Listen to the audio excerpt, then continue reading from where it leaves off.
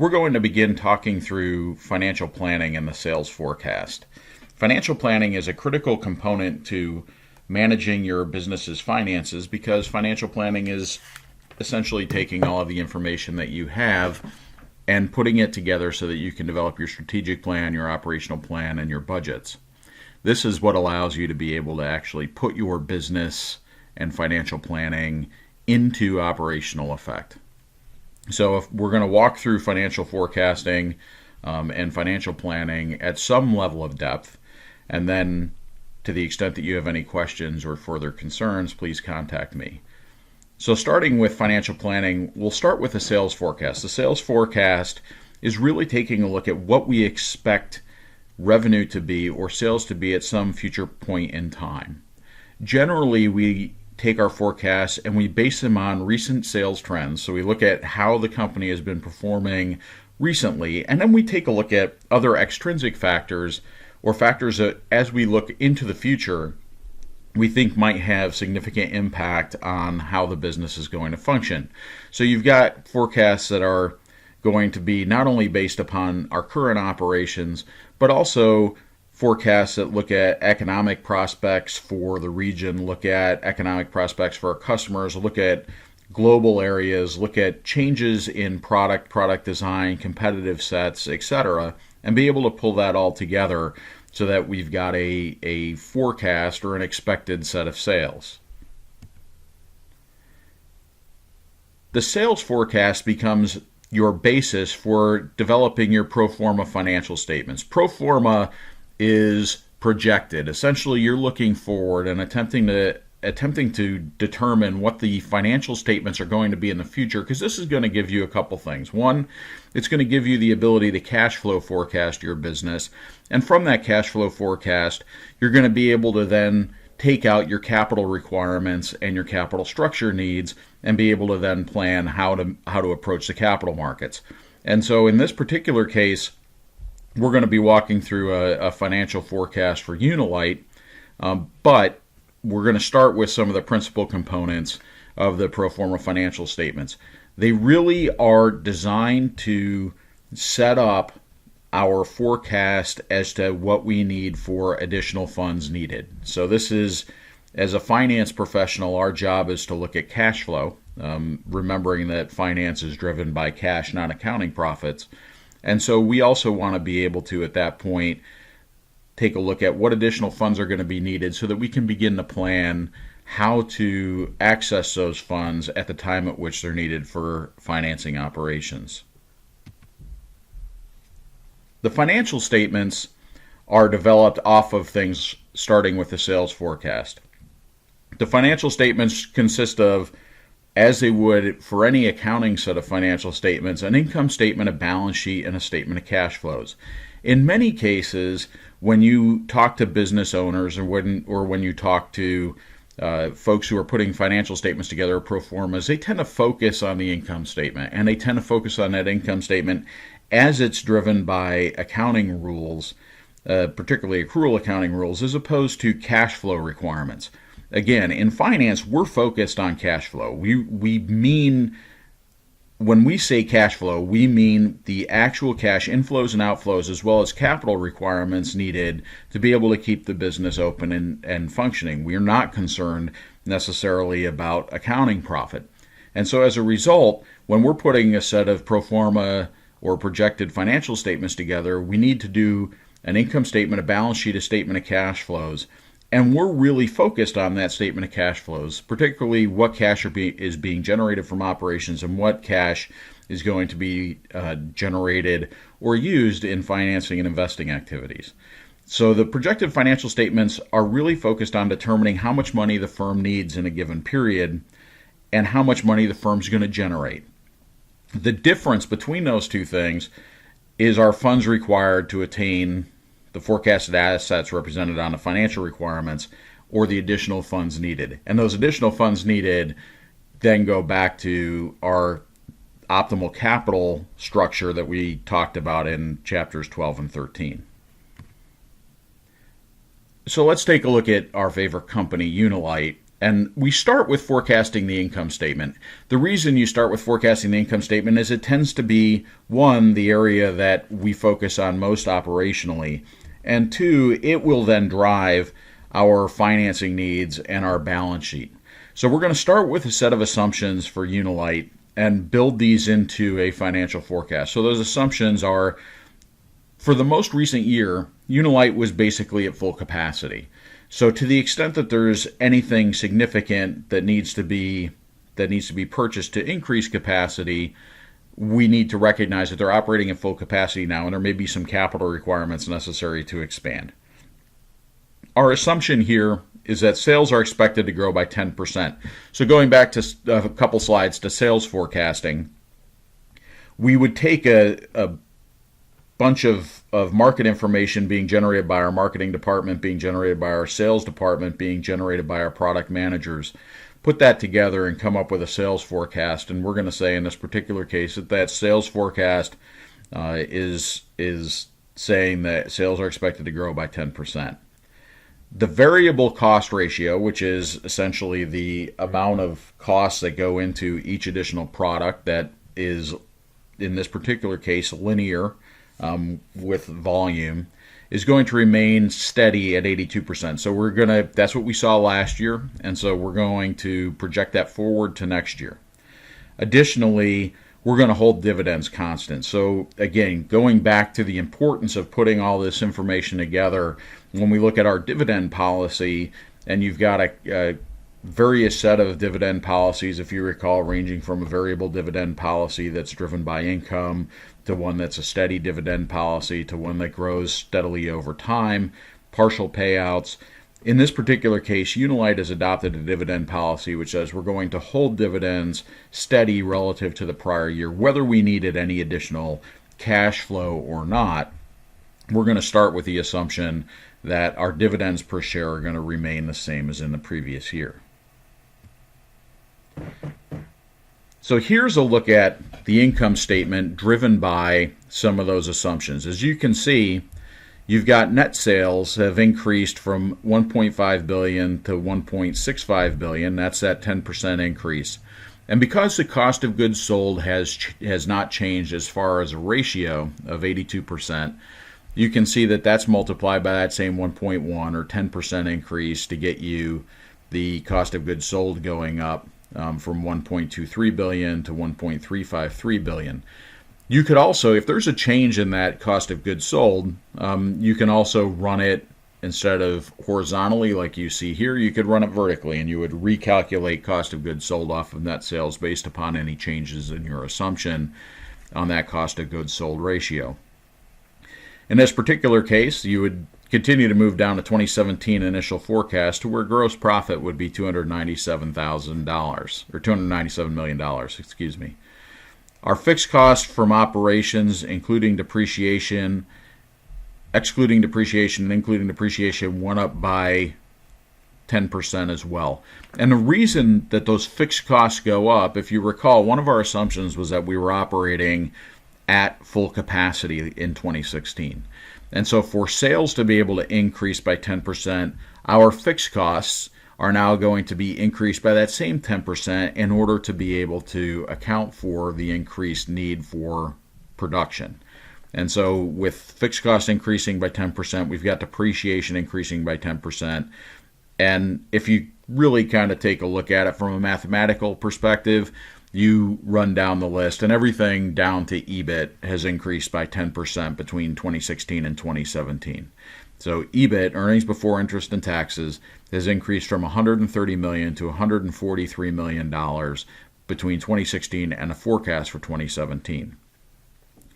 Now we start taking a look at the areas that are driven by financing and driven by tax policy. So interest expense is going to remain the same for now. And you see the red arrow. We're bringing that straight across. We're going to be looking at additional funds needed. We're going to look at our capital structure and then determine what additional interest might be charged based upon any additional debt we're going to take on. But for now, we're going to look at operations only. So we're going to bring interest across at $40 million, which brings our earnings before taxes from $90 million to $103 million. The taxes are a 40% tax rate, and so that is going to be on the earnings before taxes number. So you can see that that goes up from $36 million to $41.2 million. That results in a net income of $54 million in 2016 and $61.8 million in 2017. We said that common dividends were going to be unchanged from 2016 to 2017. So as a result, you've got an addition to retained earnings, essentially cash that's flowing off, this addition to retained earnings of $25 million in 2016 and $32.8 million in 2017. The next step is you're going to take the information that you gathered from the income statement and bring it over to the balance sheet, because again, we need to look not only at how much is being cash flowed off the business as far as operations, but what the impacts are on our financial structure and what our additional funds needed are going to be. So in this particular case, our cash, we've said, okay, everything's increasing by 10%. So let's start with that as a working construct. So you can see the 2016 actual balances of cash were $15 million, accounts receivable $180 million, inventories $270 million, so current assets of $465, net property, plant, and equipment at $380 million for total assets of $845 million. Because we were operating at capacity, we're going to make a few assumptions. The first assumption, I'm going to start at the bottom, is that net property, plant, and equipment also needs to increase by 10%. So you can see if we were at $380 million, that increases by 10%. We've got a change of $38 million associated with property, plant, and equipment. Next, when we go up to our current assets, we're going to assume that those need to increase as well. And this comes down, again, to elements around working capital management, which we've been talking about in class. So cash is going to need to increase by $1.5 million. Accounts receivable, because our sales are going up by 10%, we're going to assume our accounts receivable are also going up by 10% from $180 million to $198 million. And our inventories are also going to rise because of the amount of operations that we have going on. And we've said that sales are going to increase. We're assuming that there's been no change to our inventory method or our inventory management. And so our inventories are going to increase from $270 million to $297 million, or $27 million net change. When you add up those changes, we've got an additional $84.5 million worth of assets that are required in order to be able to meet our operational goals or our forecasted operations for 2017. So now let's take a look at the liability side of the balance sheet. On the accounts payable and accruals, we're going to assume, again, as operations have increased by 10%, that these will increase by 10%.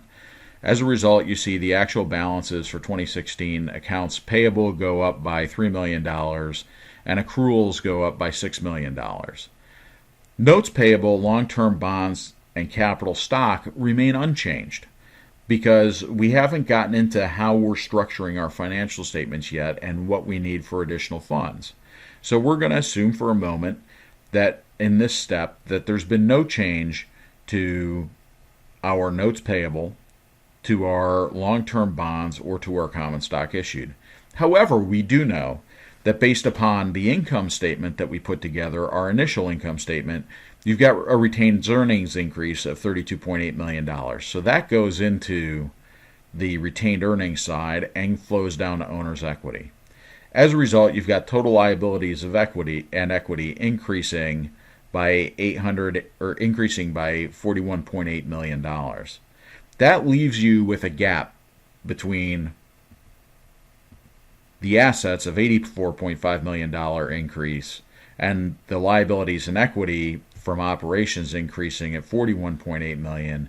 You've got an additional funds needed. You need some additional cash in the business of $42.7 million in order to meet the initial cash or the initial forecast for 2017.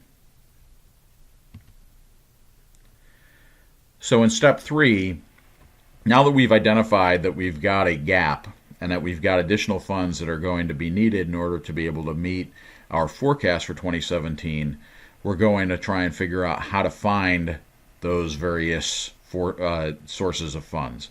So we recognize that higher sales are going to be requiring higher assets because we were operating at capacity.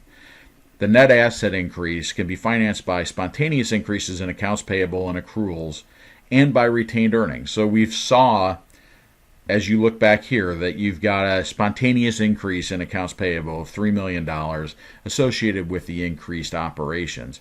And you see that retained earnings went up by $32.8 million because we had cash flow from operations or earnings from operations that are helping to fund our assets. However, there's still going to be a need to increase additional funds. Any shortfalls are going to need to be financed by external sources. That is, by borrowing or selling new stock. And there's really no alternatives other than borrowing or getting additional equity investors. Step 4 is the financing feedbacks. Effectively, when we go through and make a determination as to what our capital structure is, you now have almost a circular reference back into your income statement and balance sheet.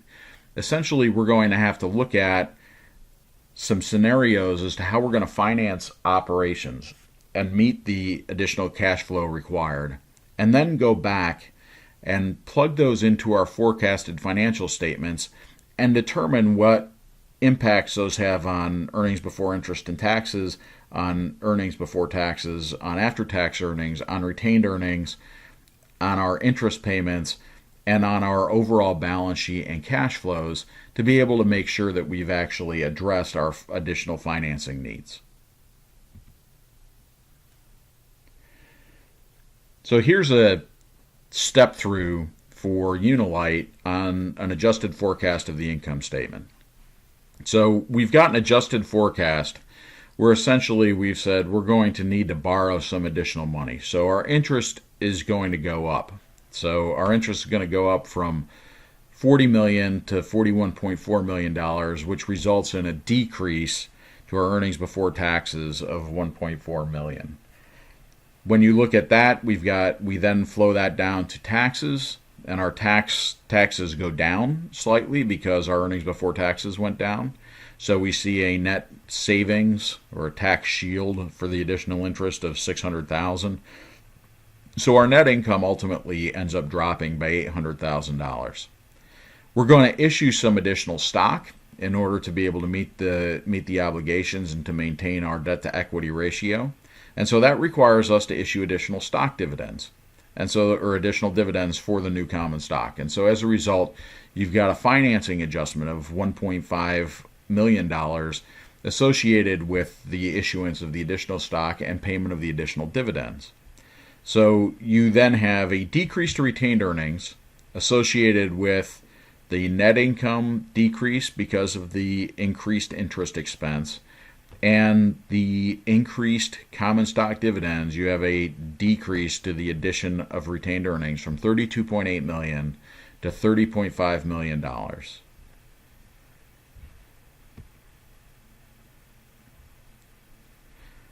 So we now flow that into our financial statements. Essentially, you've got this adjusted forecast. So our initial forecast you can see on the left, and it's got the accounts payable, accruals, and notes payable, which hadn't changed, the long-term bonds, which hadn't changed, to common stock and retained earnings. We recognize that that was out of balance.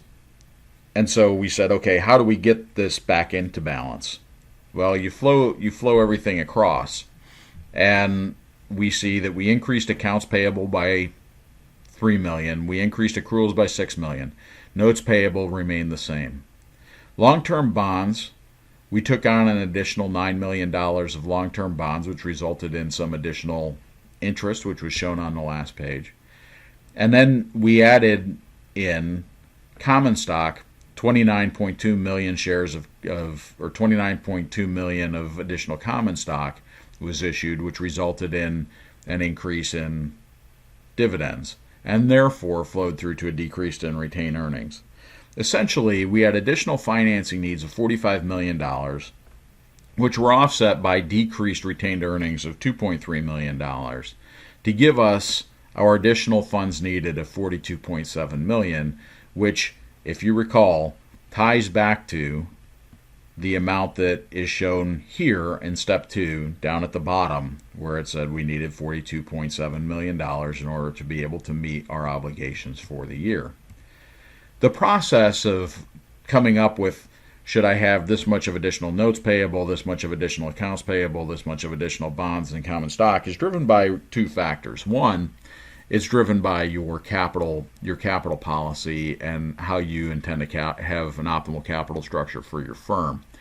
Second, it becomes an iterative process. So again, it's kind of a circular reference where every time you make a change to your common stock, your long-term bonds, or your notes payable, it's going to impact retained earnings, which then impacts your additional funds needed. And essentially, you can use tools like GoalSeek in Excel in order to be able to expedite the capital structure methodology and be able to figure out how to adjust retained earnings and common stock and long-term bonds in order to be able to get these numbers to balance out for your additional funds needed.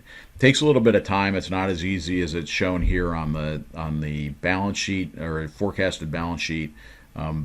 But that would be the process. It would be an iterative process. You would go back, make adjustments, look at your capital structure, look at how it impacts your company's risk profile, whether it changes your beta, whether you have additional market influences that are going to be coming in because your debt to equity ratio is going to be changing, your income ratios are going to be changing, and your debt coverage ratios are going to be changing.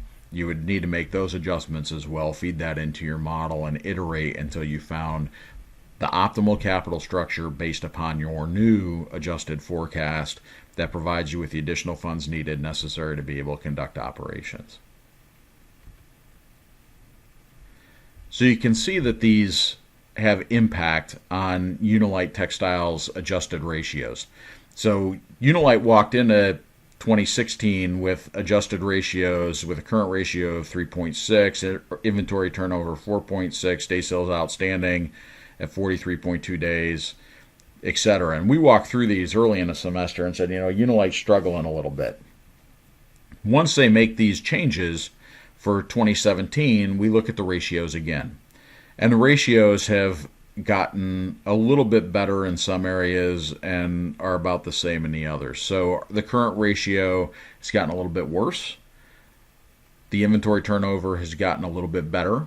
Day sales outstanding remains the same. Total asset turnover remains the same. Again, we increased assets at the same rate we increased sales.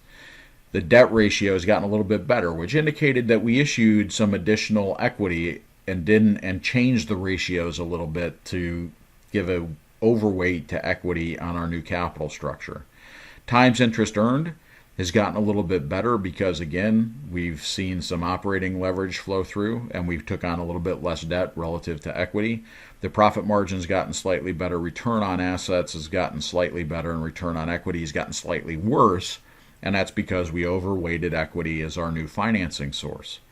You can look at the industry average, however, and see that Unilite still has significant challenges as they roll forward, and there's quite a bit of work to be done, not just in structuring their balance sheet, but most likely in their fundamental product mix. So some of the other elements that you can look at when you're determining how to build your pro forma income statements and pro forma balance sheet is forecasting excess capacity. Essentially, in Unilite's case, we assumed, because it was relatively easy to assume, that there was no excess capacity. They were operating at full capacity in 2016, and so in order to be able to grow sales in 2017, they were required to increase their asset base in addition to any of their other working capital requirements. In general, most companies are not operating at full capacity and have some excess capacity available. So you would go through this exercise of looking at what the full capacity sales are. Essentially, if they were operating at full capacity, what would that sales level be? What's the current sales level? And then solve for the current capacity. So you can see how much unused capacity is there before you have to make a significant increase in property, plant, equipment, and other fixed assets or other quasi-fixed costs. There's other considerations to look at in forecasting besides just sales. And so a few of those might be Unilite's, in this particular case, Unilite's variable cost ratio is 82% of sales. And we said that we're going to remain constant at 82% as we go across. However, the ratio might decrease if operations increase significantly due to scale economies. And what I mean by that is you're not going to have to necessarily add an additional supervisor if you have 6 workers and you add a 7th. You're not going to necessarily have to add additional property, plant, and equipment. You're not going to necessarily have to add an equal amount of inventory across the board.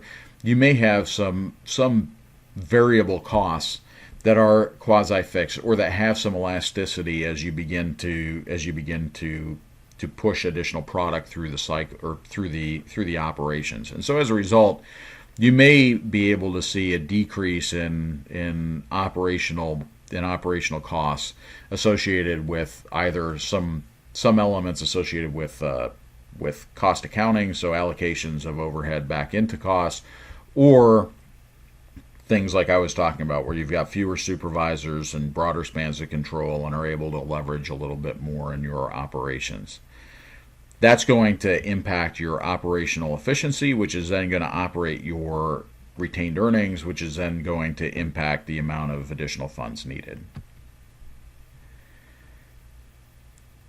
Another consideration that is absolutely critical and one that most companies face, including Unilite, is lumpy assets or step functions. You'll hear me talk step function in class.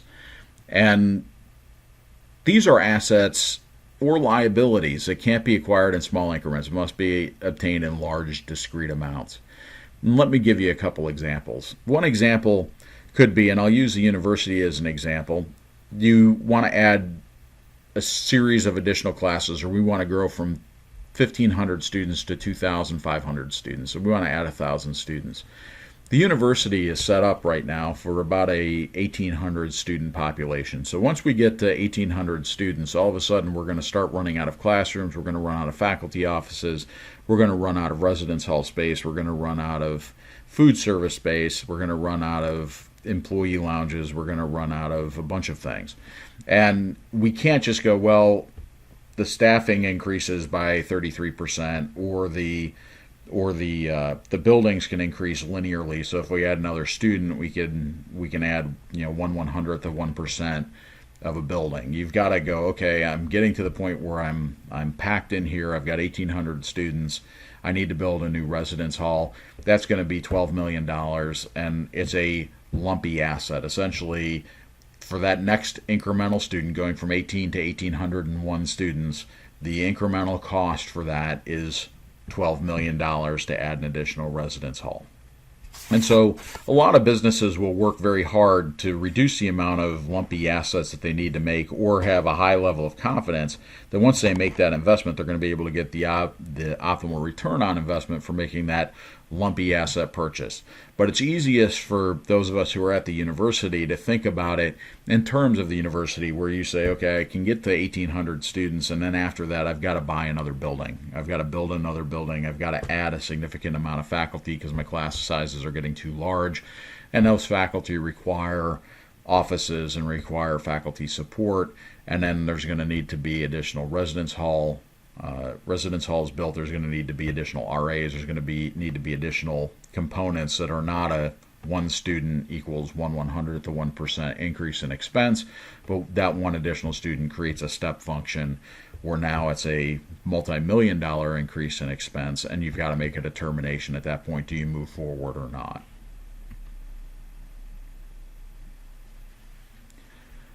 There's a number of other factors that affect the additional financing needs forecast. And again, as finance professionals, many of these are not driven only by our financing needs, but also by elements that are beyond our control, that tend to be corporate policy driven. So the first one, for instance, dividend payout ratio changes. If we reduce the dividends, we then have more retained earnings, which then reduces the additional funds that are required to be raised. And again, there's reasons that we've talked about in class around why you might not want to decrease your dividend payouts.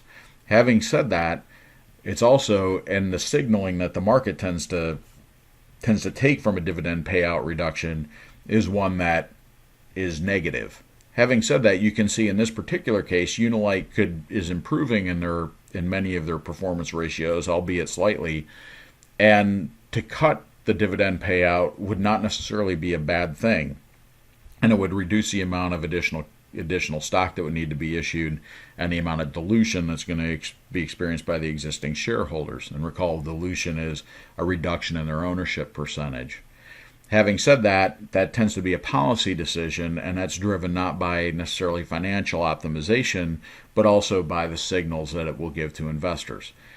The profit margin, if the profit margin changes, so again, we talked about things like scale, and changes in operational scale may see an improvement from that 82% to 80%.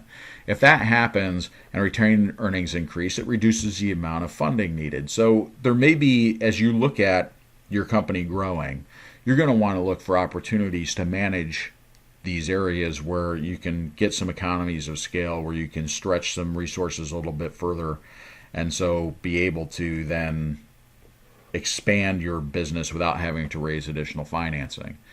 Plant capacity. We assumed the Unilite was at full capacity. If they weren't at full capacity, or there were elements that weren't at full capacity, they only needed to grow by 7 or 8% instead of 10%, that's going to reduce the additional financing needs. Generally, managers will want to tell you, if you're in a management role, or if you're in a finance role, they're going to want to tell you that they're at full capacity. It tends not to be a badge of honor to say, well, I'm only working at 60% capacity or 65% capacity, because folks will go, well, you know what, we don't need you. That's the thought. The reality tends to be that few operations are operating at full capacity, and many have unused capacity, and that should be closely examined with your operations folks. So you take your operations folks, your finance folks, and your sales folks. You get together. You take a look at the plant capacity or your other throughput areas, whether it be sales, product development, or inventory, warehousing, and production, and go, okay, is there excess capacity here? Are there things that we can make changes to that are going to be relatively low or zero cost investments that will allow us to be able to reduce the amount of funds that are going to be needed to expand and be able to drive up our profit?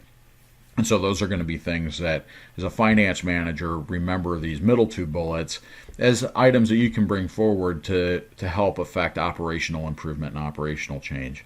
And the last one, accounts payable terms increase to 60 days. As we had talked about in class, if you can stretch accounts payable out, you might be able to double accounts payable. In this particular case, if you've been paying at 30 days and you double accounts payable to 60 days, you're going to increase liability significantly, and you would reduce the additional funds needed significantly. So again, some of the elements that you can go to, some of the levers that you can pull, kind of in order of ease, in reverse order of ease, come from accounts payable increases. Tend to be some of your easiest things to be able to find some additional cash.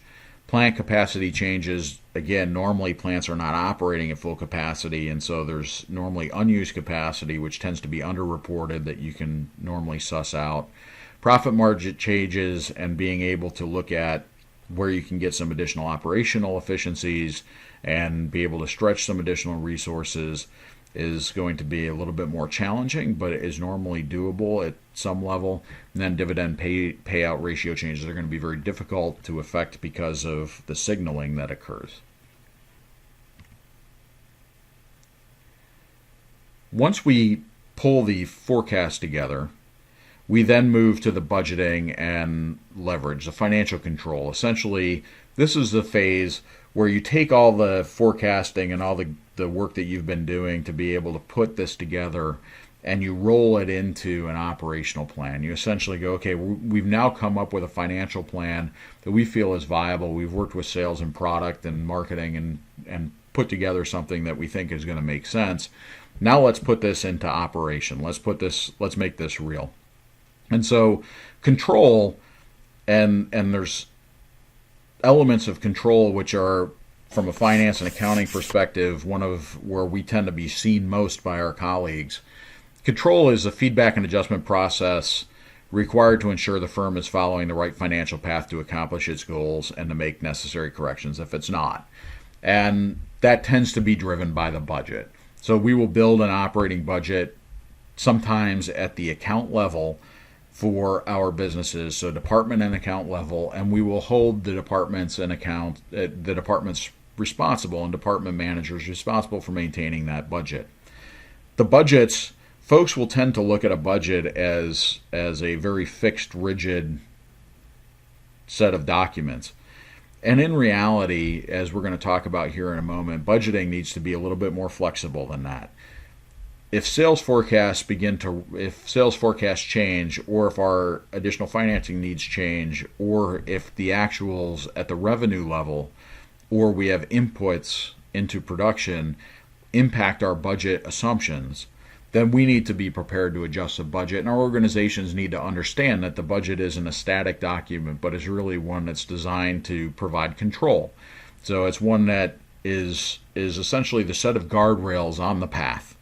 And if for some reason we need to get off the path or we need to take a different path, we need to establish another set of guardrails. And so again, it's designed to keep us on the straight and narrow, but to the extent that that pathway becomes dangerous or that pathway becomes one which needs to change, we need to be able to take those steps and recognize if we keep hitting one of those guardrails that maybe this isn't the right path, reassess our budget and controls, put new ones in place that are going to be more realistic given what we're seeing in the market, and be able to continue to operate our business. The first step in putting a budget together is to look at our operating break-even analysis, essentially looking at at what point of operations are we going to have our earnings before interest and taxes equal zero. So at what level of operations do we break even? Operating break-even analysis really looks at everything from sales to net operating income. So it's what amount of sales do I need to take, or do I need to make at a minimum so that my operations break even? There's no business in the world, regardless of their financing structure, that's going to be able to operate in perpetuity or even for an extended period of time with negative income from operations. So you may have negative income being driven by elements around interest and taxes and capital structure, and even that negative income over a long period of time isn't sustainable. But we tend to look at our operations and operating break-even analysis and say, okay, we've got to hit a certain level of sales this year based upon these assumptions, margin assumptions and others, in order to be able to hit operating break-even. So that's the first step, is to determine what your operating break-even analysis is.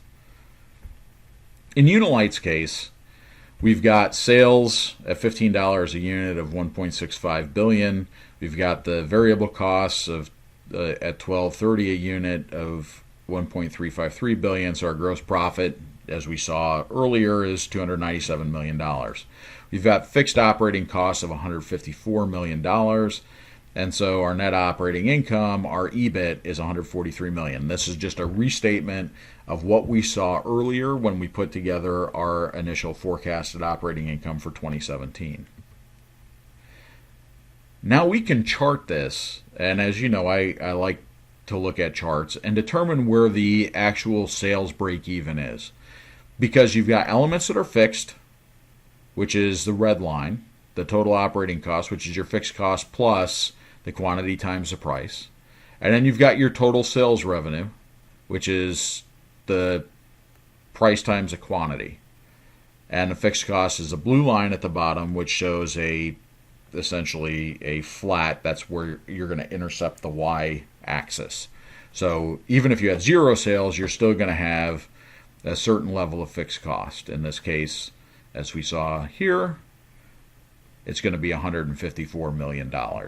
So if you had zero sales, you're at $154 million.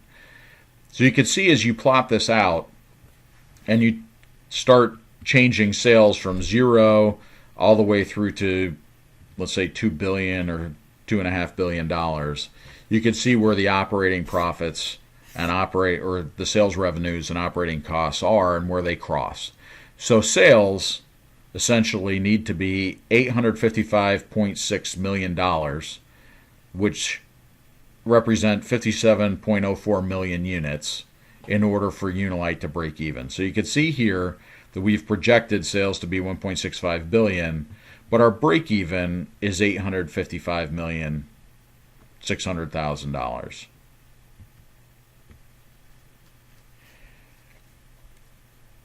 You can approach it the other way, which is to run it through a break-even computation formula and be able to just take each of the elements and plug them in. So you've got your variable operating cost per unit, sales in units, fixed operating costs, selling price per unit, and sales in dollars, which all come from your sales forecast and your pro forma financial statement. In this particular case, walking through it for Unilite, Unilite sells its products for $15 a unit. The variable cost is $12.30 and fixed operating costs equal $154 million. So you can see for the quantity at the top, $154 million, there's $2.70 of operating profit built into the sale of each one of the pieces of textile that's being sold. And again, if you think about it logically, if you're selling something for $15 and your cost is $12.30, then the balance, $2.70, is your operating profit. That's the amount of money you have over your cost. If you divide that $2.70 of profit that you make into the $154 million that you need to be able to cover, because even if sales were zero, you'd still got to pay $154 million, that gets you to 57.04 million units. You can multiply that then by $15 and you get to $855.6 million. If you want to look at it from a sales perspective, you can use the bottom calculation. So you've got $154 million of fixed costs. Your sales, you're looking at your operating margin. So you say, okay, my operating margin is, I've got $12.30 of cost, $15 is my revenue. So 1 minus that ratio means I've got an 18% gross profit margin on the sale of each and every one of my little textiles. And so 154 million divided by 18% gets me 855.6 million. So I either need to sell 57.04 million units or 855.6 million in sales, assuming that my selling price per unit and variable cost per unit and fixed costs remain constant. So what you can't do, and this becomes one of the issues when you're a financial manager and you're trying to work with your sales team, is your sales team may go, okay, well, I can't get to 855.6 million at $15 a unit, but if I go to 14, I can get 855.6. At that point, all your equations change. And you can see, and that's one of the values of looking at it from an equation perspective, is you can see that, hey, it's not about getting to 855.6 or 57.04 million. It's getting to $855.6 million or 57.04 million units at the prices and at the costs that were modeled. If those change, then your break-even quantity and your break-even sales amount changes as well.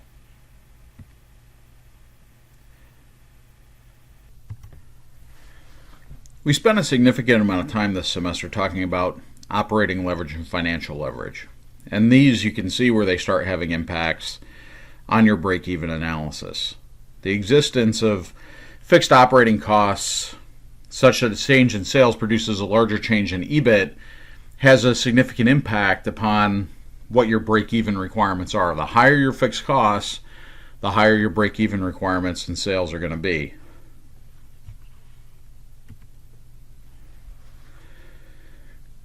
We can calculate the degree of operating leverage by looking at it simply as the change in percent of net operating income over a change in percent of sales. You can see the more complex calculation at the bottom where you're breaking out new sales minus sales over sales, new net operating income minus net operating income over net operating income, and NOI star. That star is the new minus the old. The degree of operating leverage essentially can also be calculated simply as a change in the gross profit over EBIT. So the change in the gross profit percentage over the EBIT amount. So let's take a look at Unilite again. So if Unilite, we've got 110 million units with revenues at $15, so it's 1.65 million. So that first forecasted operations column is what we're expecting. If sales go up 10% further, then you get the second column. So you're saying, okay, we're going to see an increase in revenues of 10%, an increase in variable costs of 10%, an increase in gross profit of 10%. Fixed operating costs, however, remain constant. Now, you would only see fixed operating costs remain constant if you were operating at less than full capacity.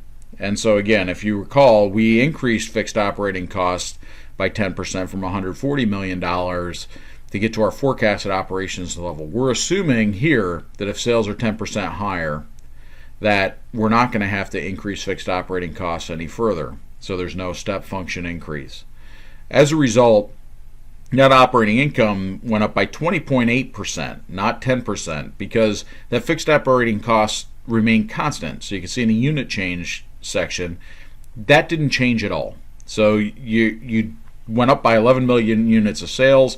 Your gross profit went up by 29.7 million, but fixed operating costs didn't change. So our net operating income went up by 29.7 million, or 28% or 20.8%.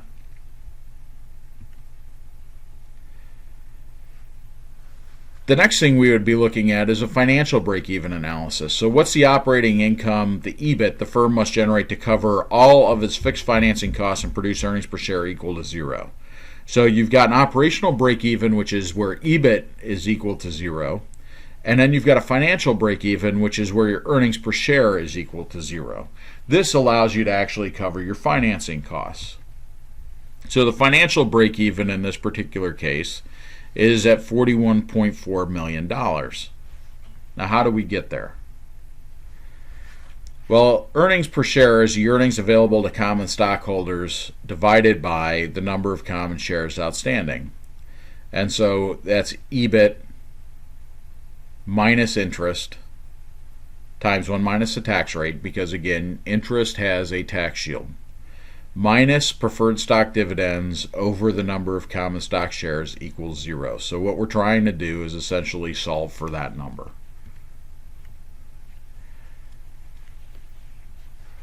The financial break-even computation is shown below. So if you see the financial break-even point for Unilite, it's 41.4 million plus, there's no, because that's your interest expense, there's no preferred stock, and that's times 1 minus a tax rate. So we're at 41.4 million, because again, there's no preferred stock in this case. Financial leverage, like interest and preferred dividends, is going to raise that break-even point, because you've got to meet those requirements in order to be able to keep your business open. So a change in EBIT results in a larger change in EPS, earnings per share, up or down. So leverage, if you recall, multiplies the effect of a change.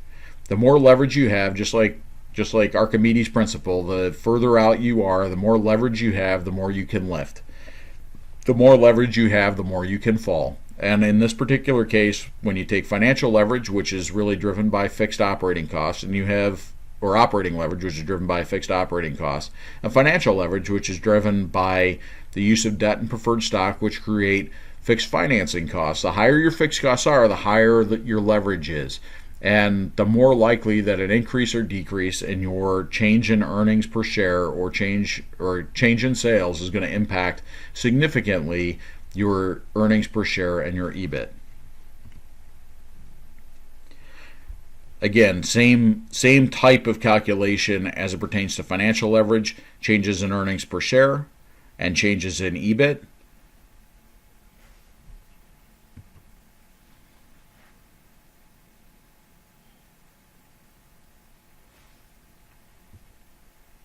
Let's take a look at Unilite with that same increase of 121 million, or to 121 million units. So we see that the EBIT went up by 20.8%. We saw that when we looked at operating leverage. So we went from, EBIT went to 143 million,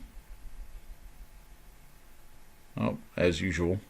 So my columns are a little bit off. So forecasted operations, we went from 143 million to 172.7 million in EBIT, which was an increase of 20.8%. The interest expense is the same. So this is our financing leverage. So our interest expense is the same because we haven't taken on any additional debt. So our earnings before taxes went up from 101 million to 131 million, up by 29.7 million or 29.2%. So again, a 20.8 change in EBIT results in a 29.2% change in earnings per share. So you can see that we have not only financial leverage and operating leverage on Unilite, but that the net income from forecasted operations goes up pretty substantially, 61 million to 78.8 million. Essentially, that increase in sales of $29.7 million results in a $17.8 million increase in net income. The existence of fixed costs, and I just talked about it, fixed costs, whether financing or operating, are going to drive existence of leverage. Essentially, the more fixed costs you have, the higher your leverage. When you have high leverage, a small change in sales is reflected as a large change in earnings per share. And this is a calculation for degree of total leverage. You can see how, again, when you factor in gross profit and you've got your financial break even and you put all the components around it, in this particular case, you've got 0 preferred stock dividends, you can see that you take your degree of operating leverage, your degree of financial leverage, they multiply each other. This isn't an additive property. This is a multiplicative property. So your leverage at the top end for operating and your leverage at the bottom end of your financial statements as it pertains to financing, those two operate together, and they operate to multiply the leverage, which results in a multiplication of the risk. This isn't an additive property. This isn't one plus the other. This is a multiplicative property. So you can see it all laid out here far better for Unilite. So you can see the sales going up by 10%, revenues going up by 10%, variable costs going up by 10%, and gross profit going up by 10%. So again, this shows at the top level, the gross profit piece, that there was a straight across increase of 10%. So there was no effective economy of scale associated with the variable costs, and everything stayed at 10%. The fixed operating costs, however, did not increase as sales increased 10%. So we weren't obviously operating at full capacity in our forecasted operations line. And so if sales increased by 10% and fixed operating costs remained the same, that means that we had at least 10% of excess capacity at forecasted operations. And again, as we had mentioned earlier, that's likely that you're going to be able to find some level of underutilized capacity within your manufacturing base. And so net operating income, earnings before interest and taxes, actually goes up by 20.8%. So you can see that there's a degree of operating leverage applied there, which resulted in a 20.8% increase in net operating income because you have a relatively high fixed operating cost level, which did not increase when you increase sales. You get down to financial leverage, interest doesn't change, earnings before taxes therefore go up. So the net operating income minus the interest becomes earnings before taxes. That earnings before taxes went up by 29.2%. So a 10% increase in sales resulted in a 29.2% increase in net earnings before taxes. Again, taxes are 40%, and that's levied equally at all levels, and so that's also increases by 29.2%. Net income increases by 29.2%, and earnings per share increased by 29.2%. So as a result, the degree of total leverage in this particular case at 110 million units is 2.92 times. So essentially, any increase of sales at 110 million units results in a 2.92% increase in earnings per share.